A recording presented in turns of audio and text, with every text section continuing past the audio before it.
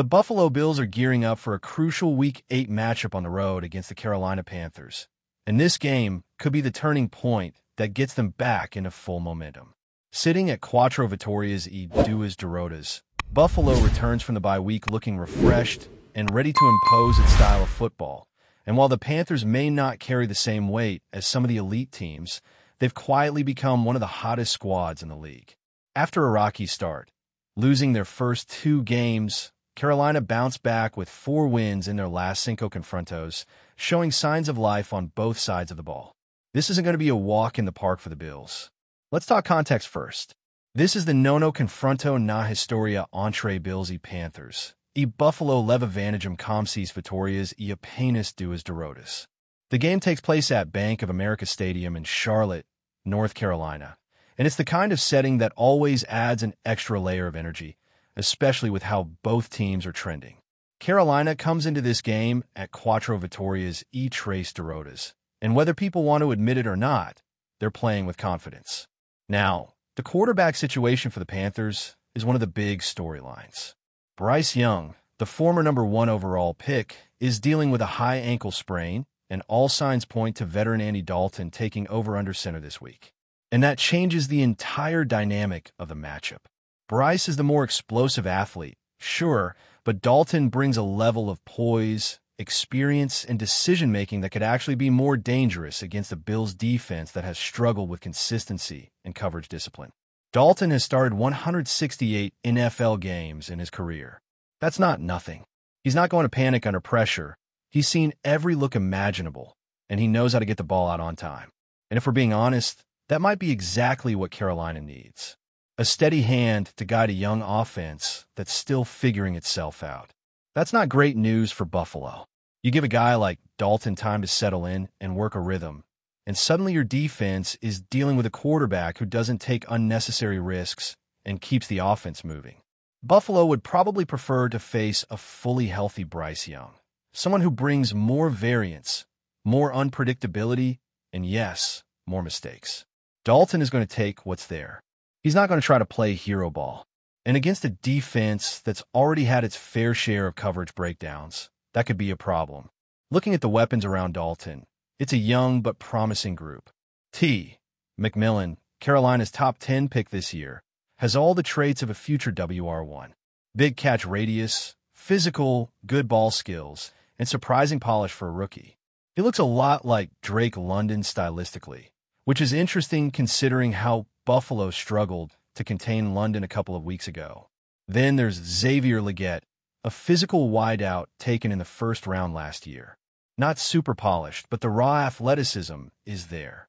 Add in Jalen Coker, an undrafted gem who built solid chemistry with Bryce Young last season and is just now returning from injury, and Hunter Renfrow, the veteran slot guy with elite hands and route-running instincts, and you've got a core that can hurt you in different ways. Their tight end room might not have household names, but it's quietly effective. Tommy Tremble brings nasty blocking and sneaky yards after catch potential. Jatavian Sanders has the athleticism to stress linebackers and safeties, and Mitchell Evans is already carving out a role with his versatility. It's not flashy, but it's the kind of group that can keep drives alive and create mismatches if Buffalo doesn't tighten up. And then there's the backfield.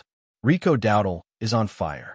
After bouncing around the league with little opportunity, he's finally getting his shot and making the most of it. A hometown kid from Asheville to South Carolina to now Carolina, Dowdle is proving he belongs. Over the last few weeks, he's been a legitimate workhorse, running hard, breaking tackles, and showing great vision. He's averaging more yards per carry than Chuba Hubbard, who's no slouch himself. Hubbard's been a steady contributor for a few seasons now, and together, this duo gives Carolina a reliable, physical 1-2 punch that loves to grind out yards and punish defenses.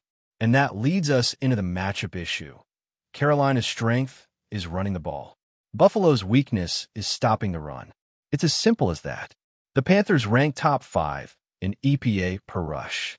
The Bills are near the bottom in every major rush defense metric. Carolina knows what they want to do. They want to lean on that ground game, shorten the game, and keep Josh Allen off the field. And if Buffalo can't stuff the run early and force Dalton to throw in obvious situations, they're going to get bled to death by 4-yard gains over and over again. This isn't the time to play passive. This isn't the time to rely on base looks and hope your front four wins. The Bills have to commit. Load the box. Run blitz. Force Dalton to beat you with tight window throws. But there's more to the Panthers than just the run game. Their offensive line is playing some of the best ball in the league right now. They've gone through 6 different combinations and seat jogos, and it hasn't mattered. The line is holding up. They've got elite talent in spots, like Taylor Moton at right tackle, who continues to be one of the most underrated linemen in football, and solid contributors across the board. Even their backups have logged meaningful snaps and can step in without the entire operation falling apart. That kind of continuity and depth makes them tough. The Panthers are not going to beat themselves up front. So what's the plan for Buffalo? First, stop the run at all costs. It might sound obvious, but the numbers tell the whole story. Every Panthers rushing metric is strong. Every Bills rush defense metric is weak. You do the math. Second, the pass rush has to be surgical. Andy Dalton is not mobile. He's not going to break the pocket and create out of structure. That's your opportunity. You got Michael Hoach back. Larry Ogunjobi is in the mix. You got the pieces now to be aggressive and get home. Pressure early, pressure often, and pressure smart. Blitzes, simulated pressure, overloads, throw the book at them. Don't give Dalton clean reads. Make him feel the rush. And finally, it's about the mindset. Buffalo's defense needs to show a different level of urgency. This unit has been under fire for months. The front office told us, loud and clear, through their offseason moves, that the defense needed to be better. They've invested the draft picks. They've made the signings. Now it's time for that energy to show up. You've got your reinforcements. Let's see some juice. Let's see some violence. Let's see a defense that's ready to take over, not just survive. Defense isn't about playing not to lose. It's about setting the tone. The Bills have to bring that attitude this week. Because if they don't, Carolina will walk right in and control this game with a run and a veteran quarterback who knows how to keep the chains moving. And when you zoom out, this game is more than just another line on the schedule. It's a test of identity. Are the Bills going to assert themselves, or are they going to let another scrappy opponent dictate the terms? Everything about this game screams trap if Buffalo doesn't play with edge. Carolina may not look like a juggernaut on paper, but they're cohesive, confident, and improving.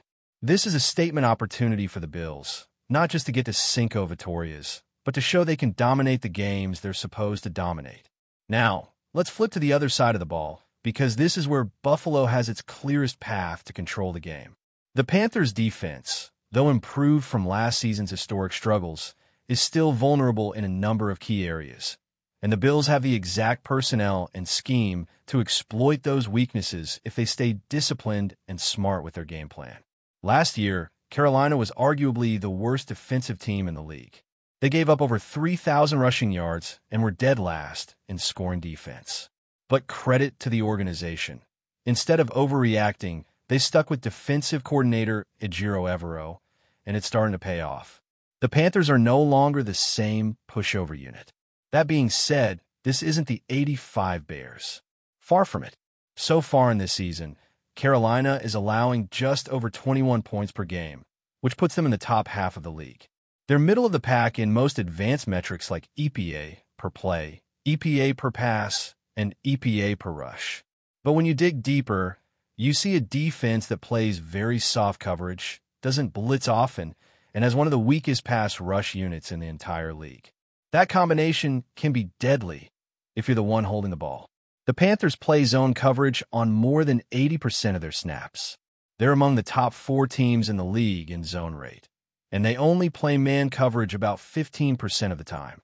That's important because teams that play zone tend to give up more easy completions underneath, especially to tight ends and slot receivers. And that's exactly where Buffalo thrives. The Bills' best passing production comes when they target the middle of the field, whether that's Dalton Kincaid working soft spots in zone or Khalil Shakir attacking inside leverage from the slot. You've got Josh Allen, one of the best in the league at reading zone coverages and firing darts between defenders. This is a matchup that screams for short to intermediate control of the game. Don't try to force the deep ball. Don't try to turn Keon Coleman into a vertical threat against J.C. Horn, who's one of the top press corners in football. That's not the path to success here. Speaking of Keon Coleman, this game is not the one to get cute with trying to prove something. We know he was a high pick. We know Josh Allen wanted him. And we know people have questions about passing on other prospects. But there's a time and a place to feature your rookie. This week, with J.C. Horn likely matched up on the boundary, this is not it. Horn is physical, instinctive, and sticky in coverage. You don't need to test him. You don't need to throw a back shoulder ball into tight coverage just to make a statement. The smart play is to lean on the matchups that actually favor you. And this defense is full of them. Let's talk tight ends. If there's ever been a Dalton Kincaid game, this is it. The Panthers are the worst team in the league when it comes to defending tight ends. No one gives up more EPA per target to the position. Tight ends against Carolina are catching 85% of their targets and averaging almost 10 yards per catch with 4 touchdowns already. The quarterback rating when targeting tight ends against this defense? A ridiculous 146. That's nearly perfect. So this is the week to get Kincaid going early and often. And not just Kincaid, Dawson Knox can be a real factor too. Use multiple tight end sets, stress their linebackers in coverage, and keep the chains moving. If Carolina doesn't adjust, keep feeding it. Then there's the slot. Carolina is also bottom 10 in the league when it comes to defending slot receivers. That puts a big spotlight on Khalil Shakir, who has quietly become one of the most dependable options in Buffalo's passing game. He's precise, he's tough, and he's building real chemistry with Allen. With their cornerback Shamari Connor or Smith Wade struggling to stay consistent inside, this is a matchup that could be won consistently. Work the quick game, the RPOs, and let Shakir move the chains. Let him do what he does best, get open and be reliable. And this all ties into the bigger point. Buffalo doesn't need to overcomplicate this game. They don't need to take risky shots or try to win with flashy highlights. This is a matchup that favors their strengths: ball control, timing routes, play action from under center, and getting the ball out quickly. The Panthers are not generating pressure. They have the lowest pressure rate in the league, even when you adjust for time to throw. They're not winning one-on-one. They're not disguising blitzes effectively. And they've yet to record a single sack this season that can be pinned on the opposing quarterback's mistake. That tells you all you need to know. This defensive front simply isn't getting home. Before we dive back in, make sure to hit that subscribe button and give this video a thumbs up. Your support helps us keep delivering the latest Buffalo Bills updates straight to your screen. And hey, don't hold back. Let us know your thoughts on today's news down in the comments. Something big might be brewing in Buffalo. Multiple eyewitness accounts have set the NFL rumor mill ablaze after Philadelphia Eagles standout left tackle Jordan MAILATA was reportedly spotted entering the Buffalo Bills training facility early this morning. While neither team has issued an official statement, several local reporters claim MAILATA's arrival was anything but casual. Insiders describe a high-level meeting involving Bills front office executives and what appear to be MAILATA's agent. If confirmed, this could mark one of the most surprising off-season moves in recent memory. MAILATA, a 6 feet 8 inches, 365-pound powerhouse originally drafted from the world of rugby, has become one of the league's most dominant offensive linemen. His rare blend of size, agility, and raw athleticism helped solidify the Eagles' offensive line as one of the best in football. But now, whispers suggest Buffalo might be ready to make a blockbuster move to protect Josh Allen, something fans have been clamoring for after another season of punishing sacks and inconsistent pass protection. Speculation began when a private jet, reportedly registered to a Philadelphia-based sports agency, landed at Buffalo Niagara International Airport late Wednesday night. A tall figure resembling MAILATA was seen disembarking, bundled in a hoodie, escorted by security toward a waiting SUV.